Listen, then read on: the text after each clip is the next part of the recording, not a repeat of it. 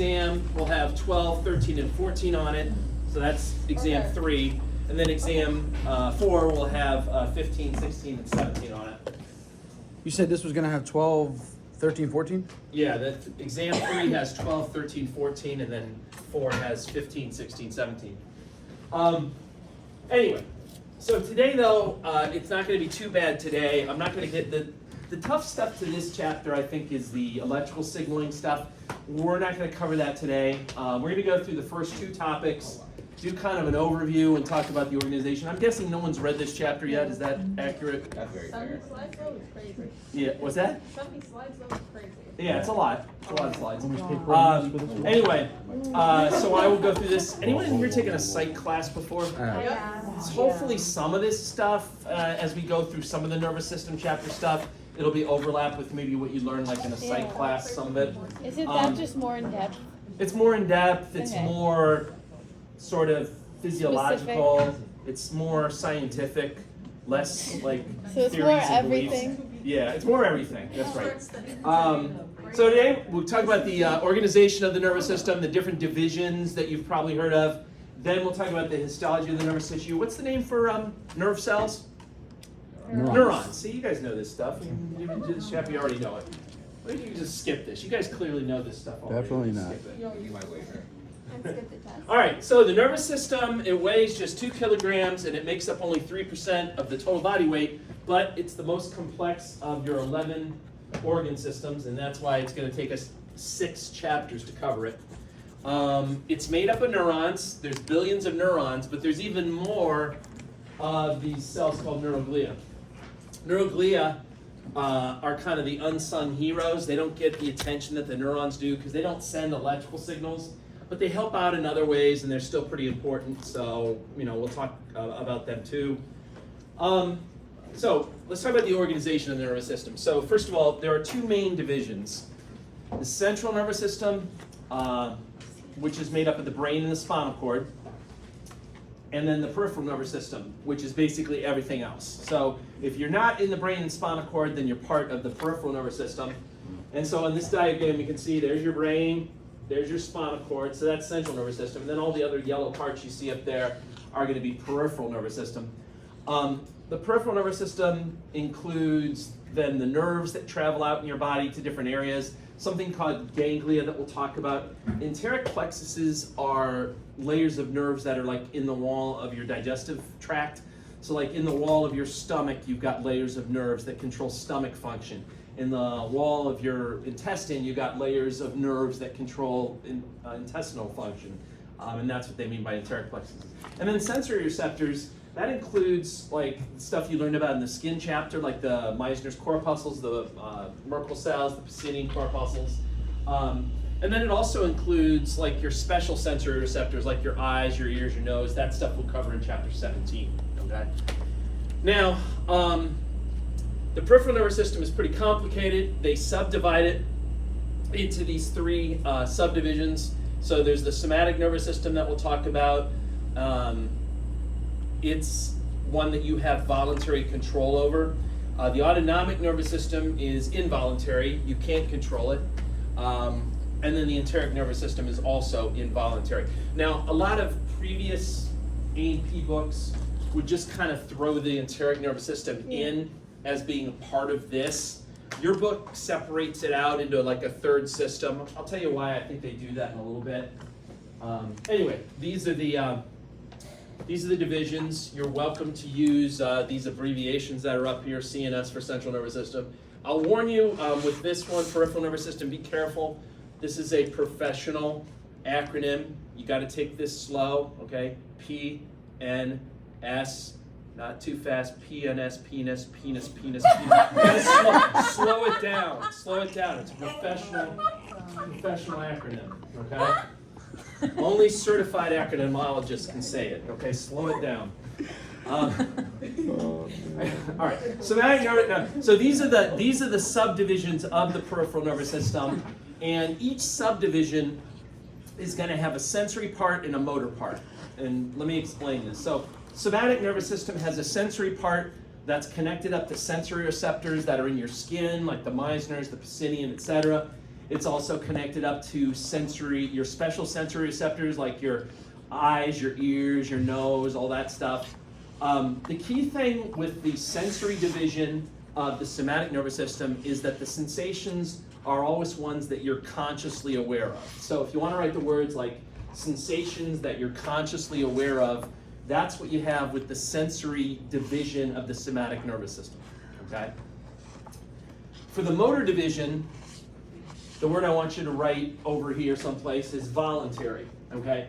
It's voluntary because the motor division always goes to skeletal muscles, and skeletal muscles are the only type of muscles of the three that are voluntary, right? You can actually control it, okay?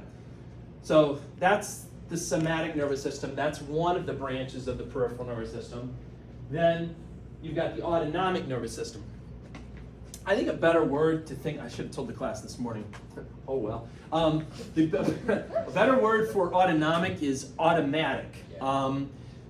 This nervous system kind of works without you being aware of it. So up here for sensory part off to the side, you could write subconscious. You're not aware of the sensations. For example, the autonomic nervous system involves sensory receptors that are located usually deep inside your body that are monitoring your internal body conditions. For example, you got sensory receptors that are monitoring your blood glucose levels right now. But if I said to you, hey, what's your blood glucose level now? You couldn't be like, hey, it's 106 milligrams per deciliter. You have no idea, right? But your body knows, and that's because these autonomic sensory neurons are measuring it. Then the motor part is involuntary. You don't have any control over it, and that's because the motor part doesn't go to skeletal muscle. Instead, it's going to either smooth muscle, cardiac muscle, or glands, and you don't have any control over those things. So that's why I like to call it the automatic nervous system. It has sensations that you're not consciously aware of, and then it has motor stuff that you have no control over. So it works automatically. And what it's really doing is it's helping you to maintain that H word that you learned about in chapter 1. What's that H word? Homeostasis. That's what the autonomic nervous system is all about. It's essentially one big sort of, what are those feedback systems called that monitor things and then fix it or correct it? Feedback loop. It's essentially a big negative feedback system. You've got all these sensory neurons that are monitoring all sorts of internal body conditions. They send that information into usually your brain, where the information's analyzed and it's compared to what the normal value should be. And if they don't match up, they'll send signals out using the motor neurons that then, by sending something to either smooth muscle, cardiac muscle, or glands, will try to fix the problem, okay? That's really what's going on with the autonomic nervous system. Now, just to keep things interesting so they give you guys more things to learn, someone along the way decided that it was smart to divide the motor division into two subdivisions. So the motor division of the autonomic has something called the sympathetic division and the parasympathetic division. And you guys probably heard of these if you took a psych class. I think they covered in psych classes. The sympathetic division, the nickname for that is the fight or flight division, and the parasympathetic is the rest and digest division.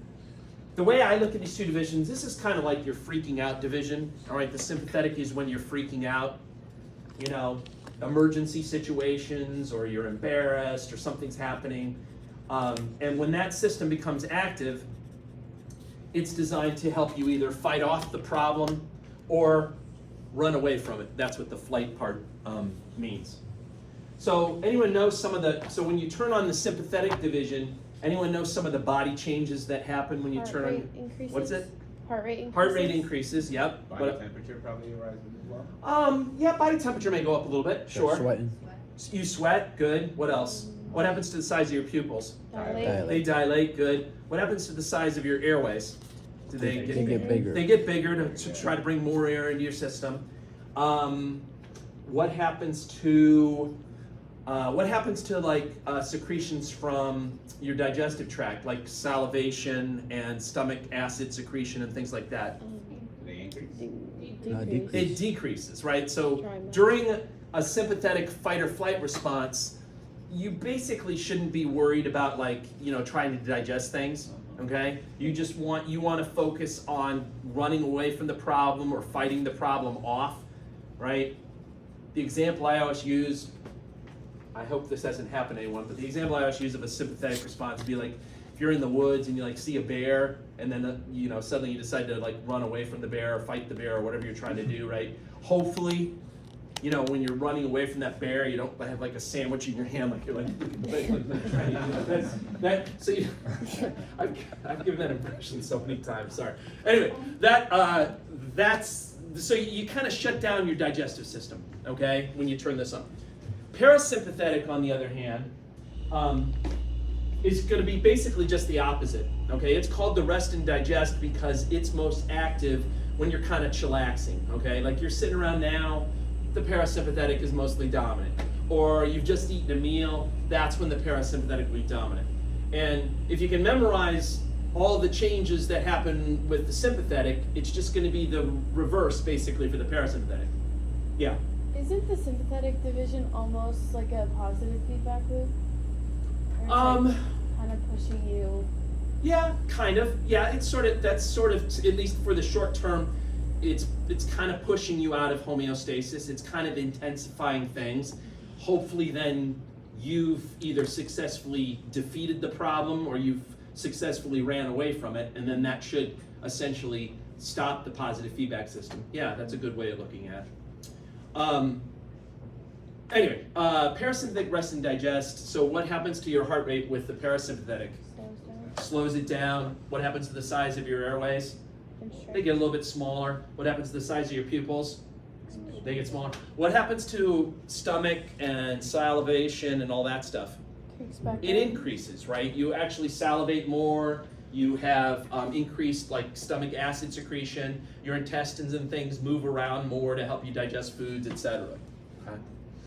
We're gonna get, by the way, if you like the autonomic nervous system, well, then you're crazy. No, it's a tricky system, and there's a whole chapter. Chapter 15 is devoted to the autonomic nervous system, and we go into excruciating detail about each of these two, divisions.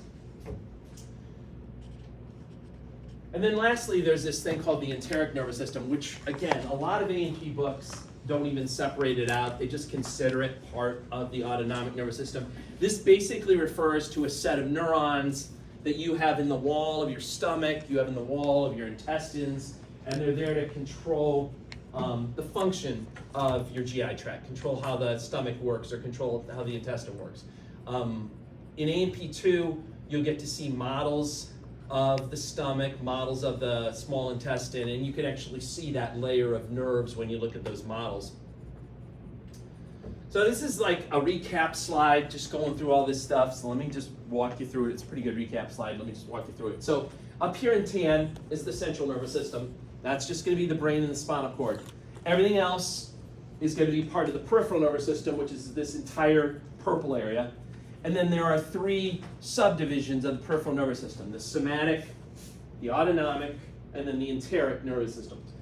Now, the way they did it on this diagram is that in blue are the sensory divisions of each of these subdivisions. And by definition, sensory divisions always are sending the signal toward your central nervous system to have it analyzed. So that's why you see these arrows going up toward the central nervous system. Now, in the case of the somatic nervous system, again, if you want to repeat what you wrote before, over here you should write consciously aware of. These are always sensations that you're consciously aware of, whether it's like something touching you on the arm or something you see with your eyes or something you hear. That's all being carried by somatic sensory neurons. Okay? In the case of autonomic sensory neurons, again, these are monitoring more internal body conditions that you're not consciously aware of. So you could write not consciously aware over there. So monitoring your blood pressure, monitoring your blood glucose levels, monitoring the pH in your body, that kind of stuff. All those different body parameters that have to be kept within a tightly controlled range. That's what's being monitored. And that information is being sent towards your central nervous system where it's going to be analyzed. It's just that you're not consciously aware of it.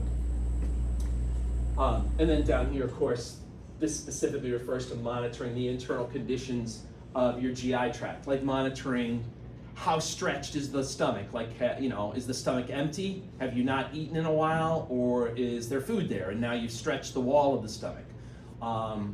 What's the pH of the stomach like? That'll change based on whether there's food in it or not. Those are the kind of sensory things that the enteric division would detect.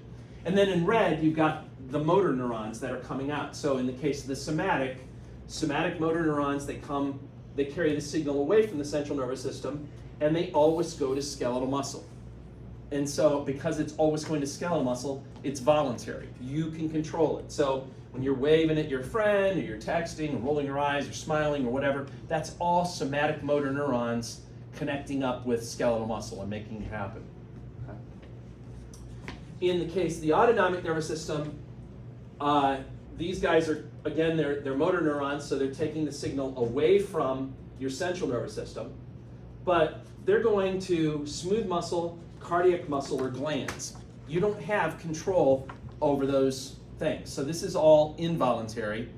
And, most of the time we're talking about fixing the problem or making a correction. It's really, it's essentially a negative feedback system. You're monitoring the problem, or you're monitoring the body parameter with the sensory division.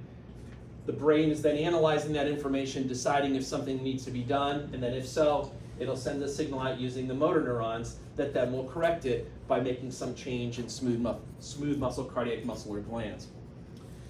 And then finally with the enteric, again, you've essentially got a set of neurons that are in the wall of your stomach and in your intestine, and they can send signals out to the muscles that are in the wall of the stomach, for example, to make it kind of churn the food up that gets to your stomach, or send signals out to the muscle layer that's in the wall of the small intestine to kind of sequentially move the food along within the system. The motor neurons can also send signals out to like little glands that increase acid secretion or increase enzymes that are going to help digest your food and that kind of thing.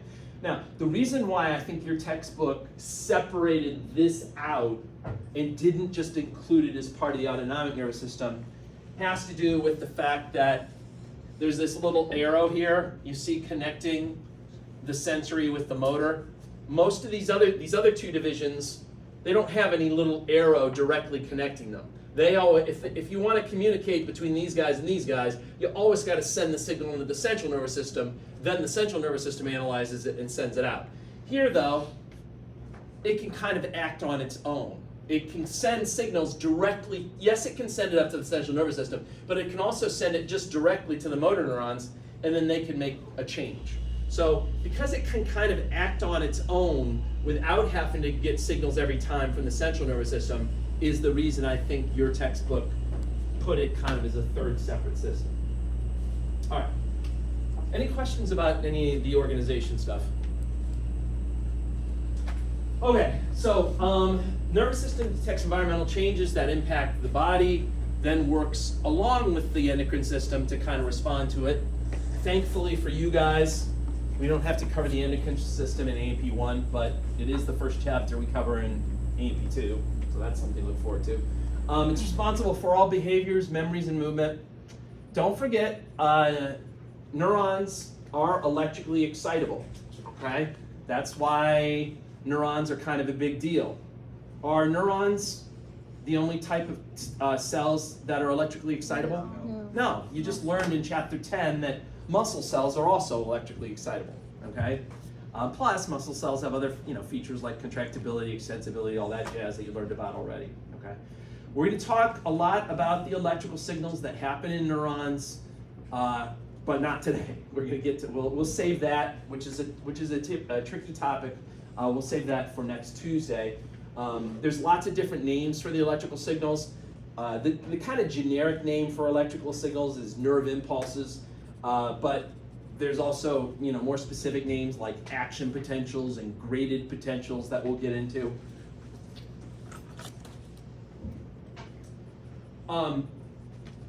So 3 basic kind of functional activities of the nervous system. And a lot of this stuff is sort of repetition of things I've said, but let me walk you through it anyway. So first there's sensory function, That includes monitoring your external environment, mostly with like your somatic nervous system, okay? Making you aware of changes in the external environment, but then also monitoring like your internal environment, and that's mostly the job of the autonomic sensory, connected up to things like monitoring your blood pressure, monitoring the pH of your body, etc. And again, that's going to be sensory neurons that are in charge of that, and sensory neurons by definition are always taking the signal toward the central nervous system. They're always bringing the signal either to the brain or to the spinal cord by definition.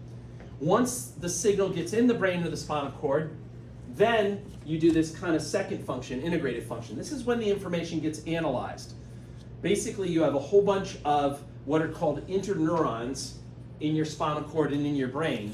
And once the sensory signal comes in, it's going to start to get bounced around between all these interneurons. And that's essentially, what we do when our brains are analyzing information. It's just routing the signal around different areas of the brain using these things called interneurons. Eventually, hopefully, you'll make a decision and you'll actually do something, and then at that point, whatever the last interneuron is, it'll then send a signal out to, using a motor neuron that'll then go and actually make you do something, right? And then that's going to be the job of the motor neurons. And again, if it's a somatic motor neuron, it's going to be going out to a skeletal muscle. If it's an autonomic motor neuron, it's going to be going out to either smooth muscle, cardiac muscle, or glands. Okay. Any questions about that? That's kind of the setup of how it works, like the general overview. Everyone pretty good with that so far? Mhm. Or are you just thinking about your score and like wondering, can I still be a nurse? Or The what, second option. what are my alternatives? What other jobs are still pretty good? How can I tell my family that I'm not going to be a nurse anymore? No, hopefully you're not there yet. Hopefully you're not there yet. Next week, I think we'll be there. What's that? Next week you'll be there? Alright. After next week, I hope you're not there. I hope not. Listen, there's still time to turn things around for most of you. Most of you. All right. Histology of nervous tissue, 2 cell types. Neurons are the guys that get all the attention. They're kind of prima donnas. They send the electrical signal, woo, right? Big deal. Neurons have different parts to them that we'll show you here in a second. One part of the neuron kind of begins the signaling, then the next part processes it, and then the next part kind of transmits the signal along. Neurons are like the longest cells in your body, or they can be, okay? Like you can have a neuron that starts up in your brain and goes all the way down your spinal cord, or you can have one that starts in your spinal cord and goes all the way down your leg, right? So they can be really long. That doesn't mean they all have, some neurons are short, but they can be very long.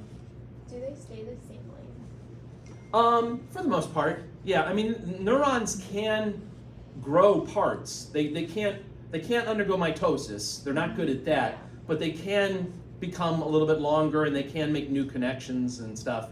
But they're not going to become like, you're not going to you're not suddenly going to have a neuron that was like this big suddenly become this big. It's not dramatic like that. Neuroglia then, these guys are like good guys. These guys do a lot of good stuff, but they just don't. Good guys, drinking buddies. They're good guys. They do a lot of good stuff. They just don't get any attention. Okay, they don't get the limelight like the neurons do.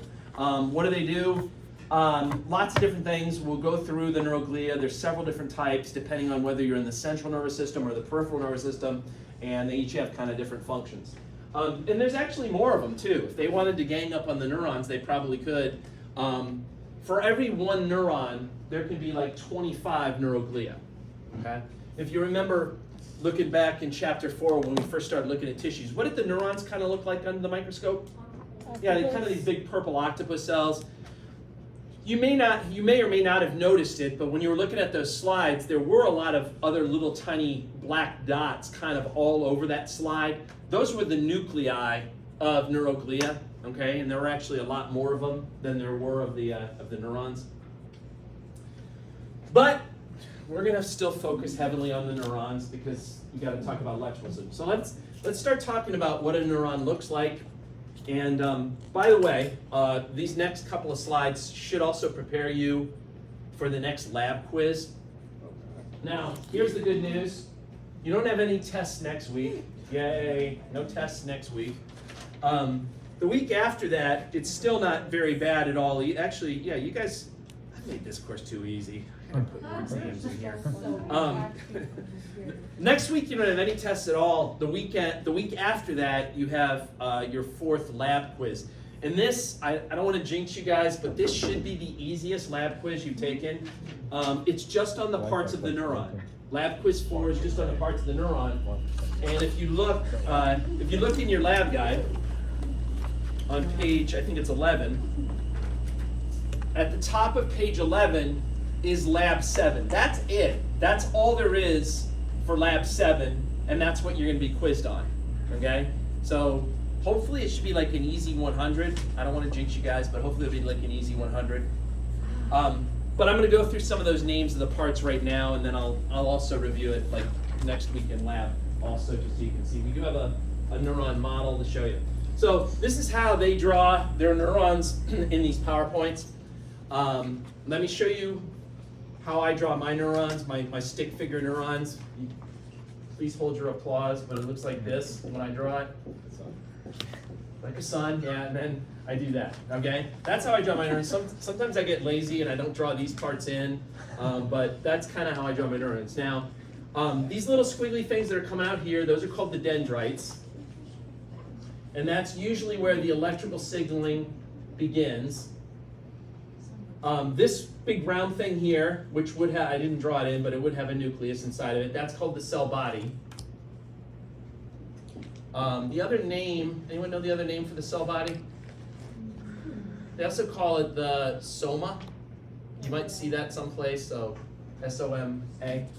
And then this long thing that's going all the way down here, that's the axon. Okay? So those are the 3 main parts of a neuron. The electrical signaling usually starts on the dendrites, it then goes toward the cell body. The cell body processes and analyzes the electrical signal, and then decides whether it should continue the electrical signal down the axon or not. Okay, the cell body controls whether the signal will travel down the axon. How that happens is really kind of tricky, and we'll cover that on Tuesday, but I just wanted to give you a heads up on that, okay? Now, the cell body part, it's going to be like pretty much like on any regular body cell. There'll be a nucleus there. There'll be all the usual organelles that you think of, you know, your Golgi and your mitochondria, lysosomes will be there. And one thing there's a lot of in the cell body is rough ER. Why is rough ER rough? What makes it rough? Ribosomes.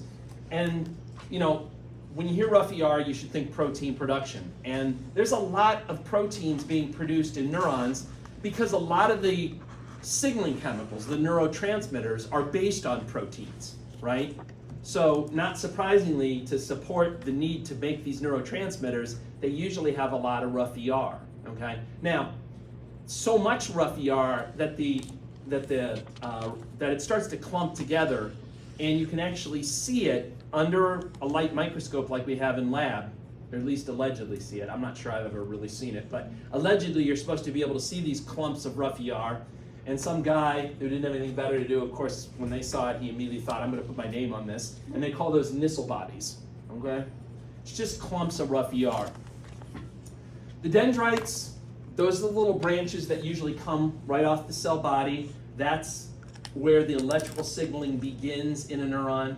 Dendrite like translates into little trees or little branches, and that's kind of what it looks like. And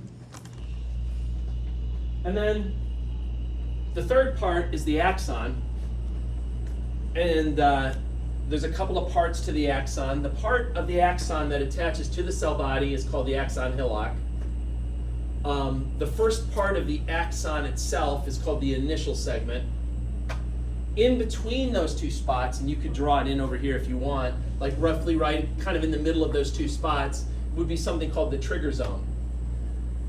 The trigger zone is the spot where the electrical signaling will begin in the axon if the cell body decides to continue the signal.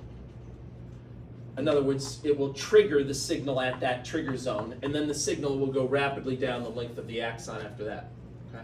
So, you know, on my diagram here, actually that's getting a little busy. Let me draw another neuron. That's fine. Okay?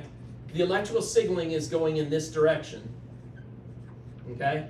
It starts up at the dendrites. It then goes to the cell body analyzes it, and then if it decides to, it'll then trigger and continue the signal down the length of the axon until it gets to the end, okay? It's entirely possible, though, that the cell body will decide not to continue the signal, in which case the signal would look something like this, and it just sort of stops at the cell body and doesn't go any further.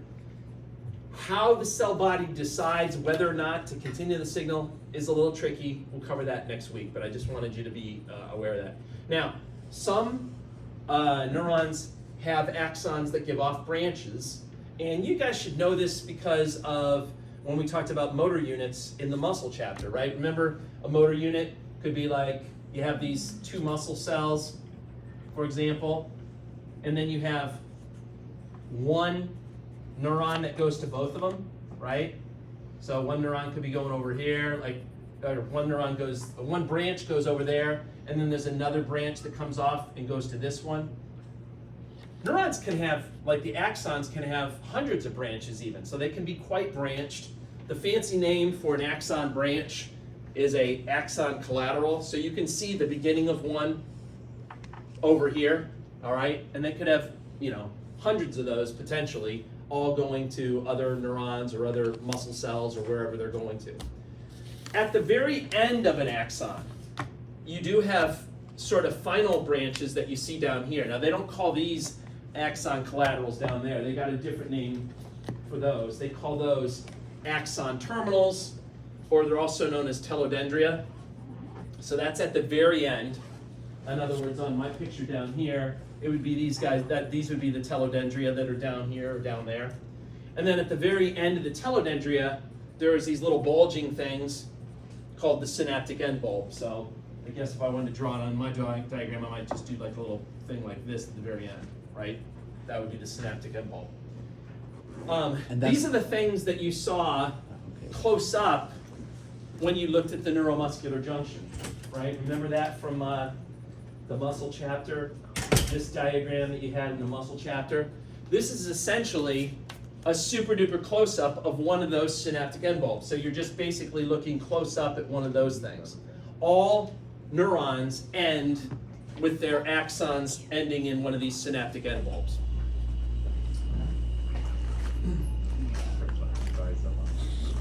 Thank you. I'm gonna take two if that's okay. Yeah, that's fine. Thank you. Actually, no. The spot where one neuron connects to another cell is called a synapse. And you know, you already saw in the muscle chapter, you saw the neuromuscular junction. That's an example of a synapse between a motor neuron and a muscle cell. But you can have other synapses between one neuron and then another neuron, for example, okay? A synapse just means a connection.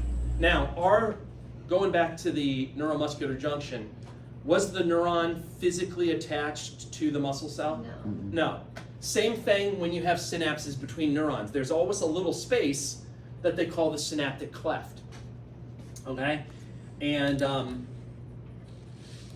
I should just say one other thing to mention is the terms pre and postsynaptic cells. Those are terms you're going to see a lot. When you have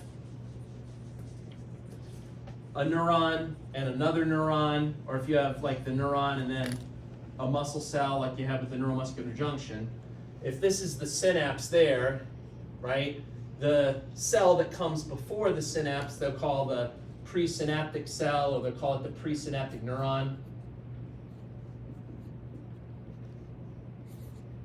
And then the cell that comes after the synapse, they call the postsynaptic neuron, or postsynaptic cell. So like when you looked at the neuromuscular junction, the motor neuron would have been the presynaptic neuron, and then you could say the muscle cell was the postsynaptic cell, right? Anyway, this presents a problem though.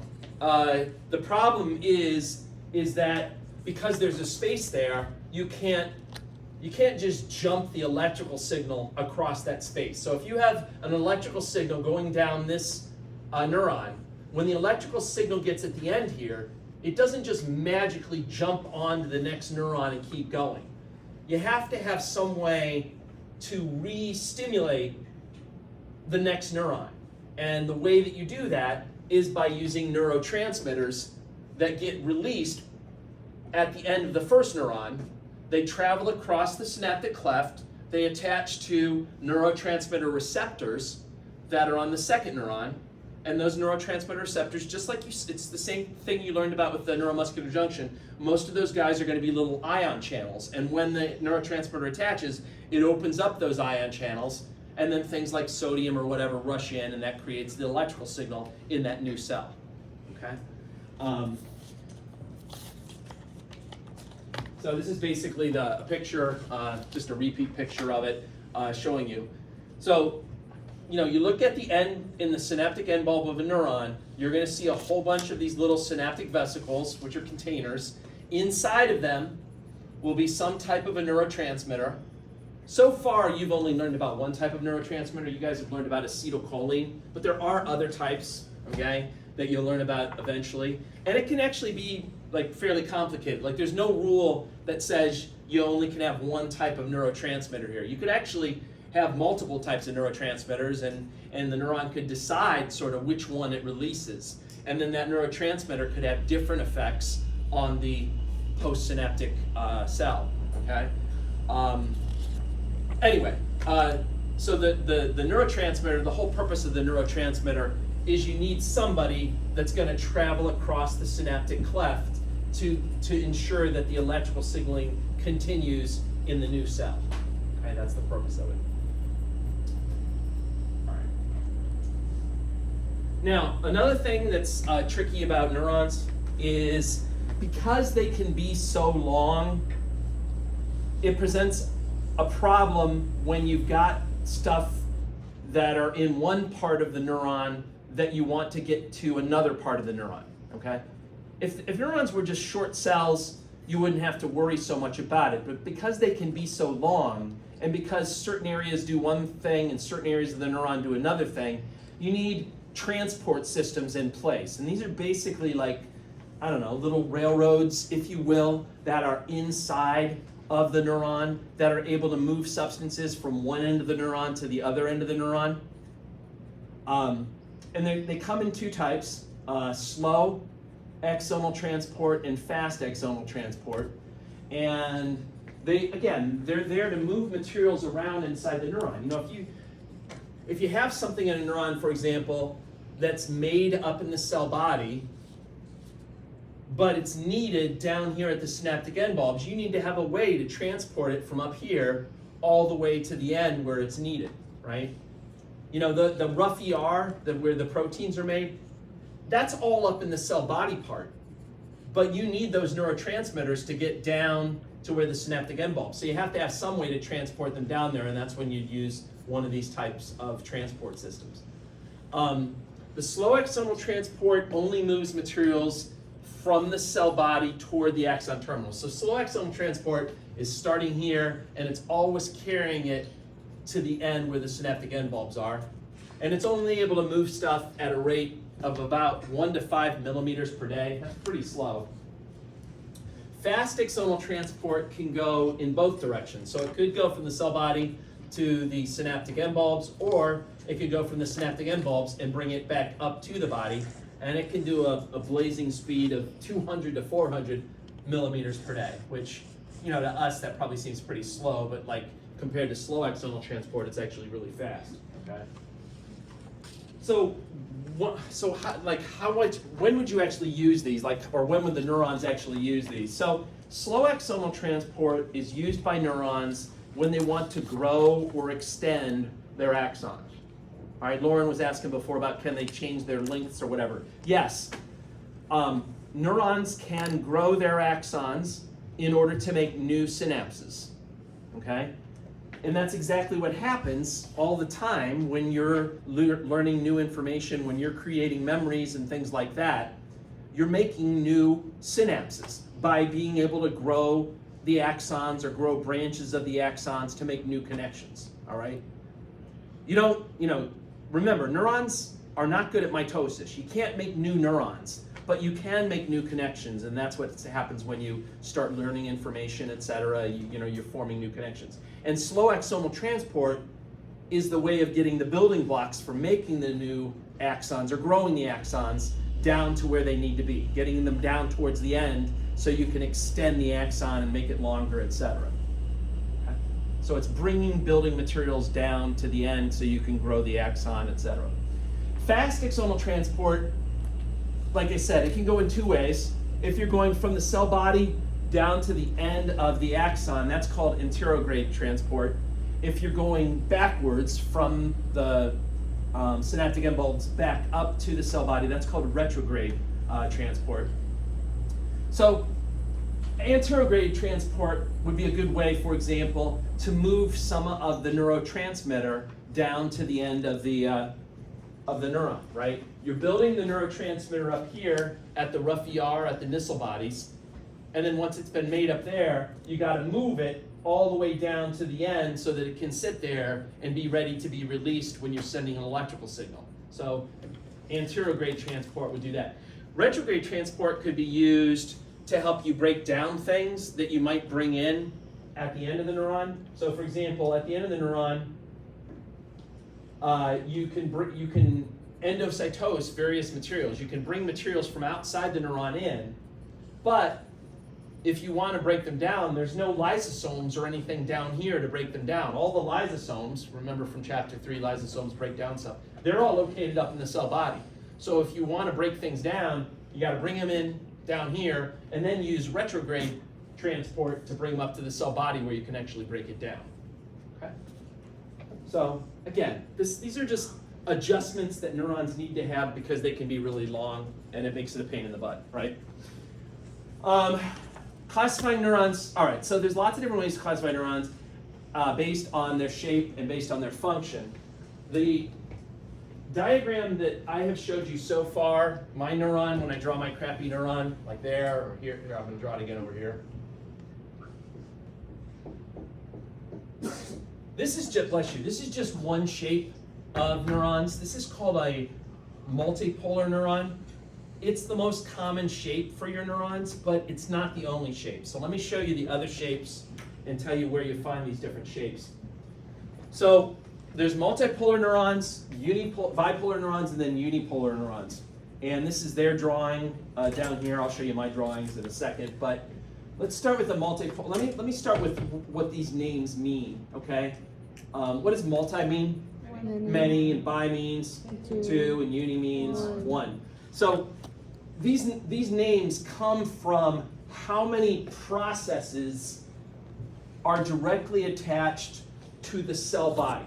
And by process, I mean you get to count axons as well as dendrites. So on each of these examples down here, you want to kind of focus on the cell body and then ask yourself, how many things are directly coming off of that cell body? And you get to count the dendrites and you get to count the axons. So in this first example, if you just focus on the cell body and ask yourself how many things are attached to it, the answer is a lot of things. There's lots of dendrites attached, and then there's also this axon attached, and that's why they call it multipolar. Multipolar neurons, what should you know about them? They're the most common neuron in your central nervous system. Okay, so in your brain and your spinal cord, most of the neurons are going to be multipolar shaped. And then all of your motor neurons, all the neurons that go out and connect to muscle or connect to glands, they're going to have that multipolar shape. And it's the one that I usually draw because it's the one that everyone always draws, all right? Bipolar neurons are the least common.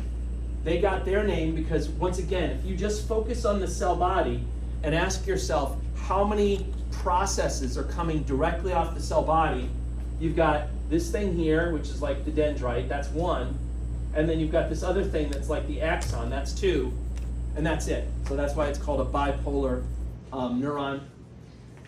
When you hear bipolar neuron, think least common. Also think special senses. You find, when we do chapter 17, You'll see examples of bipolar neurons when we look in the retina of the eye. You'll see it when we look in the inner ear. You'll see it when we look in like the smell area, like inside your nose. You're going to see like bipolar neurons. So that's that. And then lastly, unipolar neurons. They get their name because, again, if you focus just on the cell body and ask how many things are directly coming off of the cell body, there's just one, right, directly attached to it. So it's called unipolar. What should you think of when you hear unipolar? Think sensory neurons. Sensory neurons usually have a unipolar shape, at least the sensory neurons that are connected up to like those receptors that you learned about in the skin that are like connected up to Meissner's corpuscles or Pacinian corpuscles or the other things, the other receptors you learn in the skin. They all have that unipolar shape to them. Okay? That's how they draw them. Here's how I draw them. So I don't usually draw these other types, but I like you guys, so I'll draw them for you so you can see what they look like. This is how I draw a bipolar one. Again, please hold your applause. And then this is how I draw a unipolar one. All right. If I feel well, yeah, that's about how I do it. I was gonna say something stupid, but I'm not gonna say it. All right, moving on. Just gonna self-edit. Functional classification. So this is kind of repetition. We went through this already, but let me kind of go through it again. So if you have a neuron that's carrying signals toward the central nervous system, by definition, that's a sensory neuron. They're always sending signals toward either your brain or toward your spinal cord. The other name that you're allowed to use for sensory neurons is afferent neurons. Okay, so like on a lab practical or whatever, if you write either one of those, sensory neurons or afferent neurons, that's fine. Again, most of your sensory neurons are going to have a unipolar shape to them, that last picture that I drew over there. If you're carrying a signal away from the central nervous system out to a muscle or out to a gland, then you're considered a motor neuron. Or the other name for that is an efferent neuron. You're welcome to use either of these names. I don't really care. However, my personal preference, I like to use sensory and motor better because these two words, they sound so similar when you start saying them, afferent, efferent, efferent, efferent. It starts like just kind of, merging together. So I think it's clearer when you say sensory or motor, but knock yourself out. You can use whatever you want to use. These guys, as I said, they have a multipolar shape, okay? Motor neurons have a multipolar shape. And then the last type are the neurons that you find in between the sensory and the motor. In other words, these are the ones that are mostly inside your brain and your spinal cord, and they're called interneurons. And they essentially, their job is to sort of process and analyze the information that's coming in. So, you have a sensory neuron bringing the information in. It synapses with an interneuron, which will probably synapse with a bunch of other interneurons, kind of bounce the signal around inside your brain for a while as you analyze it. And then, hopefully, you'll come to a decision and decide to do something, and then the last interneuron will synapse with a motor neuron that'll then carry the signal out to a muscle and make you actually do something. Yeah? Is there a certain point where like the sensory stops and the neurons begin in the body, or is it? Well, yeah, yes. I mean, it's gonna, that change is gonna happen physically inside either the spinal cord or inside the brain. Okay. Yeah, yep. So this is just kind of our artist's rendering of this. So up here, you see, here's a sensory neuron. They actually kind of tried to draw it as a unipolar shape because most of them have a unipolar shape. In this particular example, they're actually showing a sensory neuron that's connected up to what looks to be like some Meissner's corpuscles that are like in your skin, right? So it's carrying the signal into your central nervous system.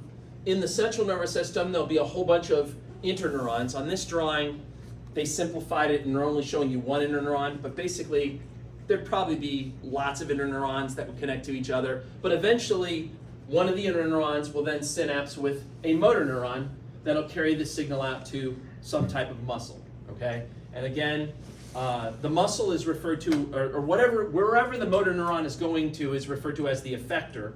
And if you're in the somatic nervous system, the effector is always going to be skeletal muscle. If you're in the autonomic nervous system, the effector is going to be smooth muscle, cardiac muscle, or glands. Okay. And the top will be pre and post.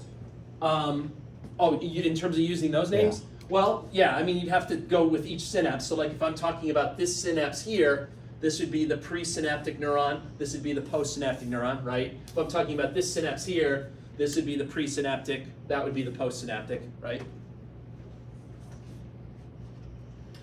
Finally, we come to the neuroglia.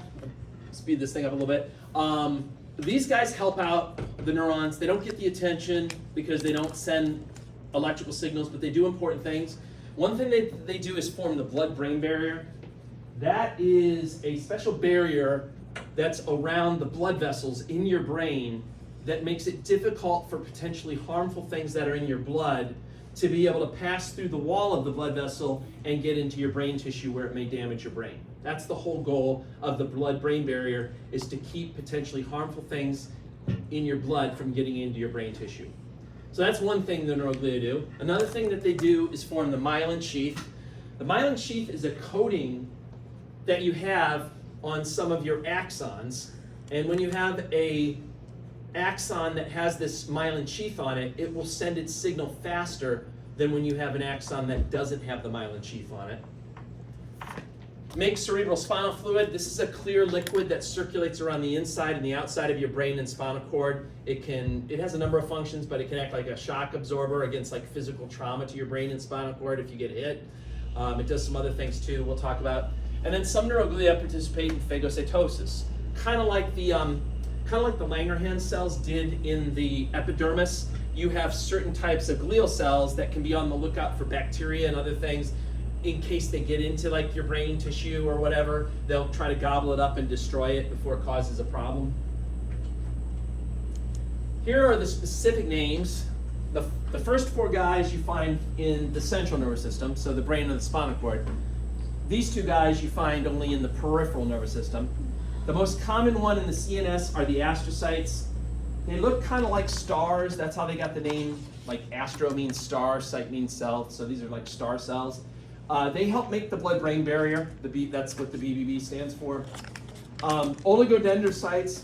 All these guys have crazy-ass names. Don't ask me why. I don't know who named them or whatever. Oligodendrocytes, they're the guys that make the myelin in the central nervous system. Again, myelin is found on axons, and an axon that has myelin on it sends the signal faster than one that doesn't. Microglia are the guys that actually do the phagocytosis. They're like immune defense cells, kind of like the Langerhans cells were in the skin. They're doing the same thing here. And then ependymal cells are the funny name for the guys that make the CSF, this clear liquid that circulates around the inside and outside of your brain and spinal cord. In the peripheral nervous system, I almost said penis. In the peripheral nervous system, see, I said it too fast. I gotta slow it down. Even I make the mistake sometimes. Schwann cells are the name of the guys that make the myelin there. Don't ask me why we needed two different ones, but oligodendrocytes do it there, Schwann cells do it there, and then satellite cells are a general kind of support cell that help out the neurons that are there. Here's a picture, an artist's drawing of these different types that you find. Just a few things to say about myelination. Myelination, again, it speeds up the action potential. The action potential is the name for the electrical signal that's happening in the axon. And when you have an axon that has myelin, it'll send its signal about 5 times faster than an axon that doesn't have myelin. Okay. Now, not all axons have myelin. Sometimes faster isn't better. There are some axons that are just naturally unmyelinated, but the ones that do have myelin send it faster. So, for example, if you took an unmyelinated axon, it might be able to send the signal at, say, 20 meters per second. That's still pretty fast when you think about it, 20 meters per second. It's faster than I can run, but 20 meters per second in an unmyelinated axon, you could do 5 times faster than that in a myelinated axon. So you could get like 100 meters per second in a myelinated axon. So it's a lot faster. Let's see here. This is what an axon that has myelin on it looks. Notice there's little spaces. Basically, when you have myelin, the electrical signal is able to jump from one space to the next. These spaces are called nodes of Ranvier. Versus in an unmyelinated axon, the signal kind of has to go across all parts of the axon, and that's relatively slow. But when you have myelin, you kind of get to jump ahead and skip segments, which leads to a faster signal. Okay? Myelin increases after you're born. Babies don't have a lot of myelin yet, which means they send their electrical signals relatively slowly. Here's, if anyone have access to a baby? Here's an expert. It's got to be a young baby. Here's what you can do. I want you to take the baby's big toe, and I want you to squeeze it really hard. And you'll see, they won't cry immediately, okay? There'll be a delay. They won't cry, and that's because they will cry, just not as fast as you would, okay? That's the point. You've heard of multiple sclerosis. That's a disease where your immune cells, your white blood cells, attack the myelin, and so that leads to problems with sending the signals fast enough. Is that MS? That's MS, yeah, that's multiple sclerosis. Last slide. This might be the most important slide because I'm going to come back to this slide a lot as we go through other chapters. These are terms that you guys definitely should get comfortable using. So these are terms for collections of nervous tissue. Neurons never sit all by themselves. Neurons are very social. They like to be with other neurons, and they have different names depending on what part of the neuron you're looking at. So in my example, I'm going to draw 3 neurons. 3 neurons walk into a barn. 3 neurons. Okay.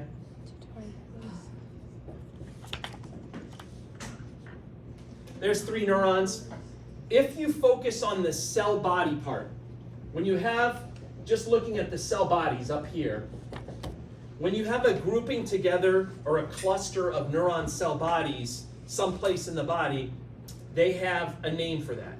If it's a cluster of neuron cell bodies and you're in the peripheral nervous system, they call that a ganglia.